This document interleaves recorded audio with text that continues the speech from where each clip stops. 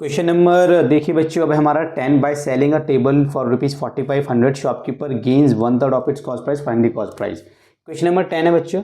सबसे पहले आपको निकालना क्या, कॉस्ट प्राइस निकालना है। तो आप बोलोगे let cost price be ₹X। जो निकालना है वो हमने लेट कर लिया।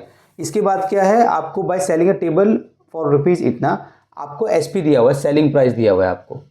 सेलिंग प्राइस कितना है बच्चों, सेलिंग प्राइस आपको दिया गया है ₹4500, ठीक है। और इसमें क्या बोला है, शॉपकीपर गेन्स, गेन्स मतलब होता है बेसिकली प्रॉफिट, गेन्स जिसको आप बोल सकते हैं प्रॉफिट, ठीक है, एक ही बात है।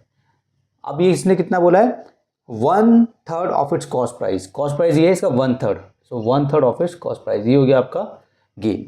अब आपको जो है इसको सॉल्व करना है। अब आप बोलोगे सिंपल, देखो प्रॉफिट का फॉर्मूला क्या होता है बच्चों, प्रॉफिट या गेन का फॉर्मूला होता क्या है, अगर आपको फॉर्मूला नहीं पता तो याद कर लो, SP माइनस CP, ठीक है। आपने कोई सामान 10 रुपये का खरीदा था, वो सामान आपने 12 रुपये का बेच दिया, तो आपको मुनाफा कितना हुआ, मुनाफा, तो दुकान वाला मुनाफा कैसे निकालता है, प्रॉफिट कैसे निकालता है, 12 माइनस 10, 12 क्या था सेलिंग प्राइस, 10 क्या था कॉस्ट प्राइस। तो काफ़ी सिंपल फॉर्मूला है।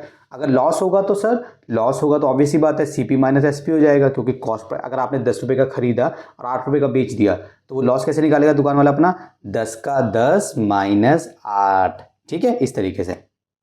प्रॉफिट गेन कितना हमारा 1/3x इक्वल्स टू SP कितना है हमारा, ये हमारा 4520 माइनस CP कितना हमारा, ये x है। अब आप क्या करोगे, अब आपको कुछ नहीं करना, सिंपल आपको बॉर्डर पार कराना है, किसको, इसको, क्यों, ये और ये एक जैसे हैं। सो 1/3x, ये यहाँ पर आएगा तो प्लस का हो जाएगा क्योंकि इसके आगे माइनस था, हो गया 4500।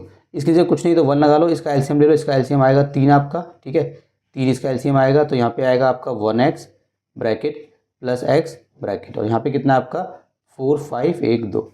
3 का टेबल पढ़ोगे कि 3 आ जाए, 1 बार 1 का पढ़ो 3 बार, ठीक है। इसको मल्टीप्लाई करोगे तो 1x हो जाएगा, प्लस इसको मल्टीप्लाई करोगे तो 3x हो जाएगा, और नीचे कितना है आपका 3 है ना, उसको यहाँ वहाँ भेज दो पहले, 4500 मल्टीप्लाई 3, ठीक है। डिवाइड वाला बॉर्डर पा करके क्या हो जाएगा, मल्टीप्लाई में हो जाएगा, ठीक है। इसको करने की जरूरत नहीं है अपॉन में, क्योंकि हमने वहाँ पे भेज दिया है, इसको ऐसे हटा दो, ये 3x है, ठीक है। अब दोनों को प्लस कर लो, थोड़ा ये ऊपर नीचे ना लगे आपको, मैं थोड़ा नीचे लिखता हूँ इसको, तो ये समझ में आए बच्चों, काफ़ी बच्चों को, ये इस तरीके से है, हाँ ठीक है। अब ऊपर क्या हो जाएगा, ऊपर हो जाएगा हमारा 1x और प्लस 3x, ये है, इसको आप बॉर्डर पार करा दो, ये हो जाएगा आपका 4500 मल्टीप्लाई 3, तो कितना हो जाएगा आपका 4x इक्वल्स टू 4500 मल्टीप्लाई 3, ठीक है।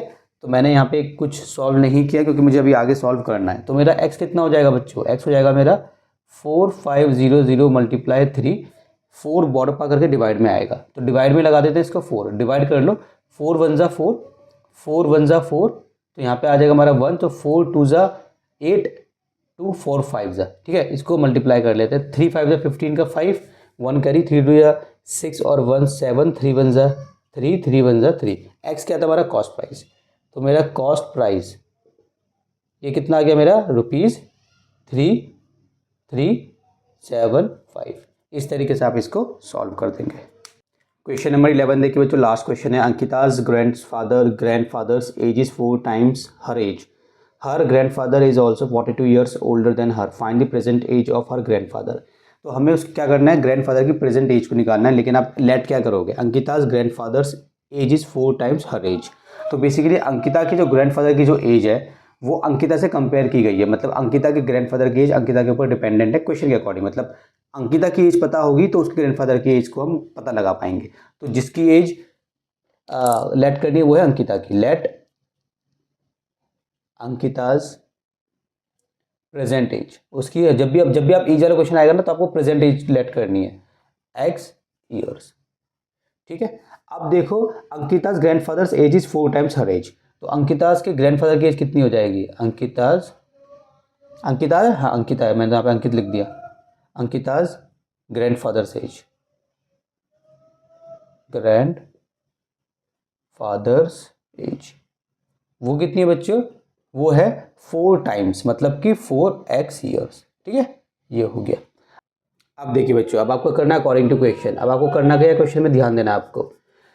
इसने बोला था कि इसने एक और कंडीशन दी है कि her grandfather is also 42 years older than her, उससे 42 साल बड़े भी हैं। तो पहली क्वेश्चन तो हमने बनाई थी कि ग्रैंडफादर की एज 4x है, इसकी ये x है, ग्रैंडफादर जो है 4 टाइम्स है बराबर इसके।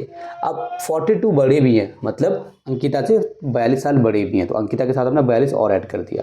अब 4x है, x को यहाँ लिया हो तो माइनस का x हो जाएगा, यहाँ पे कितना है 42 है, तो कितना हो जाएगा आपका 3x इक्वल्स टू 42, ठीक है। और आपका x कितना हो जाएगा 42 अपॉन में 3, 3 एक कम 3, 3 चौक 12, तो x हो गया आपका 14। हमें निकालनी थी अंकिताज ग्रैंडफादर्स एज, तो यहाँ पे निकाल देंगे हम अंकिताज ग्रैंड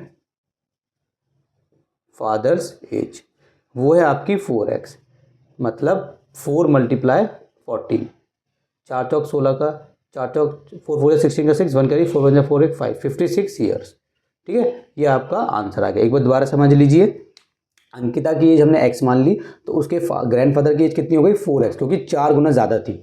और क्वेश्चन में इसने ये भी दिया हुआ है कि 4 गुना ज़्यादा है और 42 साल बड़े हैं, मतलब देखो ये तो बराबर हिसाब हो गया।